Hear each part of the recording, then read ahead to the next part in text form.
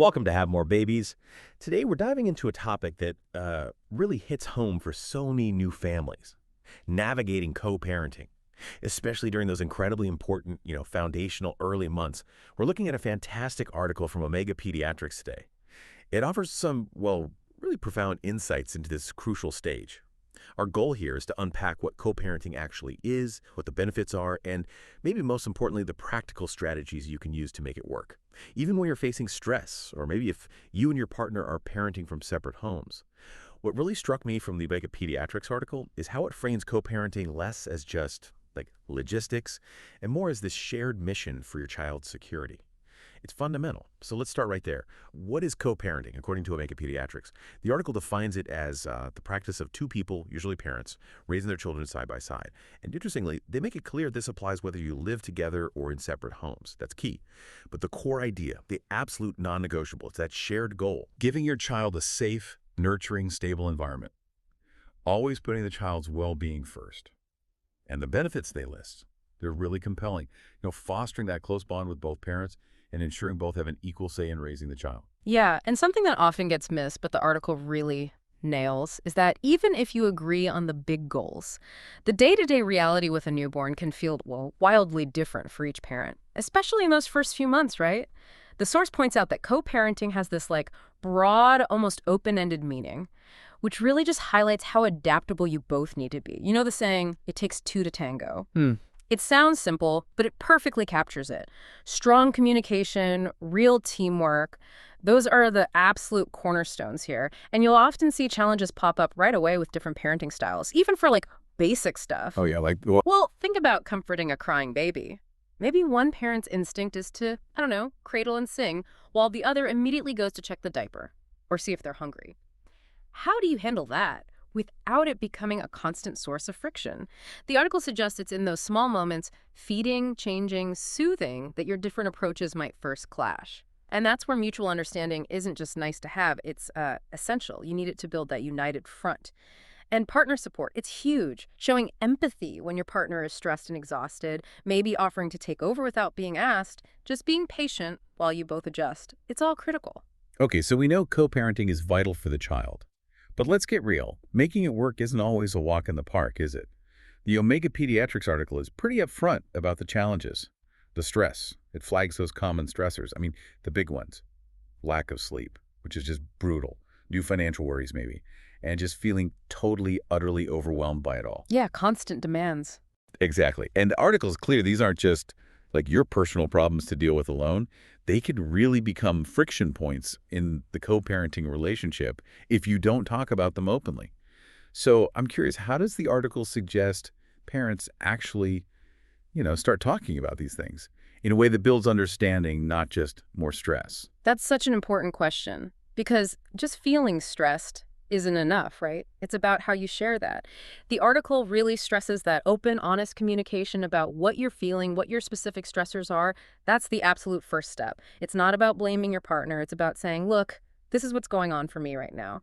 And when you can do that, it leads directly to practical support. Maybe taking over a feed so your partner can sleep, giving some emotional reassurance, or just tackling the dishes without being asked. Right, little things that mean a lot. Exactly. And this ties directly into self-care, which the source really highlights. It makes the point that caring for yourself, it's not selfish at all. It's actually fundamental if you want to be a present, supportive parent and partner. If your own cup is empty, you risk burnout. And that inevitably impacts how you interact, how you co-parent. Everything feels harder. So self-care is crucial. It helps you recharge so you can support your partner better. The article gives simple examples, things we often forget or even options when we're overwhelmed, like a quick 15-minute walk outside, a few minutes of quiet meditation, even just a bath. These aren't luxuries, They're essential investments in your own well-being and ultimately in the harmony of your family. That makes total sense. But, let's be honest again. When you are just bone tired, completely overwhelmed, the thought of having a deep, honest conversation or even finding 5 minutes for self-care, it can feel impossible. So what does this look like in the trenches when you're at your wit's end? How do you actually talk effectively when your brain feels like mush? We know communication sounds simple, but wow, it can be tough for new parents. Does the article offer any, like, communication hacks for those moments? It's a great point. And yeah, the Pediatrics article does get into that practical reality. It kind of suggests that if that ideal active listening, deep dive chat just isn't happening in the moment, that's where some creative techniques can really help. For instance, it mentions using humor, injecting a bit of lightness. It even suggests devising like secret code words, a silly phrase you can use when one of you just needs a quick break or a moment to breathe or even just to share a quick laugh. Huh.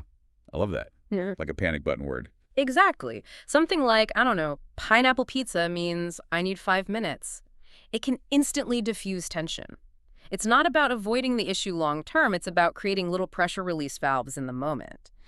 Beyond humor, setting up clear communication protocols can be super helpful, like deciding together what works best. Do you prefer quick face-to-face check-ins once the baby's asleep? Scheduled calls. Using texts mainly for urgent stuff. The source even brings up the idea of sometimes limiting contact when one partner is totally focused on baby care. Really limiting contact. Yeah, not in a negative way. It's more about respecting that intense focus, that mental load. It stops unnecessary interruptions or potential misunderstandings when someone's really zoned in. So that when you do talk, it's more intentional, more productive, less chance for friction. Okay, I see. The article also reinforces the basics, like encouraging active participation, really listening, giving your full attention when you can, trying not to cut each other off. And crucially, if you're trying all this and still really struggling, the source strongly advises seeking outside help, maybe talking to a therapist or attending a couples class together. Sometimes having that neutral third party can make all the difference in getting communication back on track. That's incredibly practical stuff, especially the code words. I'm definitely remembering that one. But okay, moving beyond just the like functional communication, who's doing what, how do you keep the actual relationship alive, that connection? Because parenthood, especially early on, can sometimes make partners feel more like roommates or just coworkers, right? Less like partners. The article talks about shifting from just talking to actively connecting. How do you do that? How do you strengthen the bond? Right. And what's interesting here is how learning together, maybe trying these things together, can actually be a bonding experience itself. You realize you're not alone in feeling this way. So the Omega Pediatrics article lays out a few key connection strategies. First, simply spending time together. And this doesn't have to be elaborate dates. It means finding brief but intentional moments every day. Maybe it's just having tea together before the day gets crazy, taking a short walk around the block, just the two of you, or even just collapsing on the couch to watch 20 minutes of a show together after the baby is finally asleep. Small moments count. They really do. These consistent little touch points can massively boost your co-parenting relationship by reminding you that you're a team beyond just the baby logistics. Second, practicing teamwork. And this is more than just like splitting chores down the middle. It's about really sharing the load, creating a system that feels fair and supportive, maybe taking turns with night feeds or consciously dividing up household tasks so one person doesn't feel like they're drowning. Working together like that, it builds this incredibly supportive atmosphere for your child, but it also seriously strengthens your own bond, that feeling of we're in this together. Yeah, absolutely. And third, the article suggests attending parenting seminars or classes together. These can be great not just for learning new tips and tricks, but also for connecting with other new parents who are likely facing similar challenges. There's real power in that shared learning and realizing, okay, it's not just us. That normalization can be incredibly bonding for a couple. Okay, so we've talked theory, we've talked connection. Now let's get into the tools. The article offers some really concrete resources, recognizing that sometimes good intentions aren't quite enough. You need practical help to make the co-parenting journey smoother. These sound like they could be real game changers. They really can be. And just knowing these tools exist or knowing there are other people out there navigating this too, that can be incredibly comforting in itself. The Omega Pediatrics article points to modern tools, especially digital ones. Things like co-parenting apps or dedicated websites. These are basically designed to be a transparent central hub for all the info. You can use them for messages, shared calendars, tracking the child's schedule, noting feeding times, appointments, any special requirements. From a shared digital notebook for the baby. Exactly. It cuts down on misunderstandings because everything's written down in one place. It makes communication more efficient, less room for he said, she said, less friction. Another really valuable resource, Co-parenting support groups. These offer a safe space, a place to connect with others, share what you're going through, get advice from people who truly get it because they're living it too. That sounds invaluable. It really can be. Just hearing someone else's experience can give you ideas or just make you feel less alone. And then, for situations where you just can't seem to find common ground, where conflict is persistent, the article does mention mediation or even legal help as a potential path. Having a neutral third party involved can sometimes help facilitate communication and resolve disagreements respectfully, always keeping the child's best interests front and center. The key takeaway, though, is that figuring out co-parenting is an ongoing process. You might need to experiment with different tools or strategies to find what really clicks for your family. The priority always is the child's well-being. But the article doesn't stop there. It really tackles something tough, which is conflict. And it specifically acknowledges that co-parenting looks different when parents are separated. That adds a whole other layer of complexity, right? The Omega Pediatrics source touches on this reality, offering some really vital advice for navigating conflict in those situations when emotions might be running particularly high. How does it suggest parents handle that, especially the negativity piece? Is it actually possible to avoid bad-mouthing each other when you might be feeling really hurt or angry? That's a huge question and probably one of the hardest parts. Because yes, it's incredibly difficult to separate your personal feelings from the co-parenting role when there's conflict or hurt involved. The article is realistic about that difficulty, but it's also crystal clear on one point. When you're dealing with conflict, especially if you're separated, you absolutely must avoid speaking negatively about the other parent in front of your child. That seems critical. It is. It might feel tempting to vent, but the article stresses how toxic that is for the child. It creates stress, loyalty binds. It's just damaging. The focus has to shift. You almost need to operate like, respectful business partners when it comes to your child's needs, even if the personal relationship is fractured. Active listening and empathy, even when you disagree, are still vital. Trying to respect their perspective, even if you don't share it.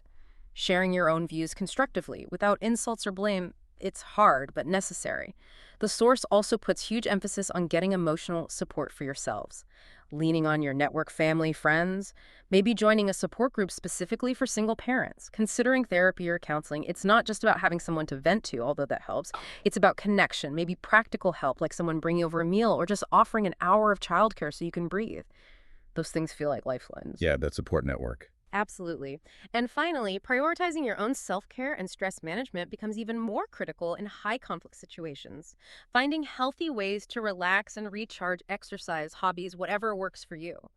When you take care of yourself, you're simply better equipped to handle the stress, care for your child, and manage conflict in a healthier way.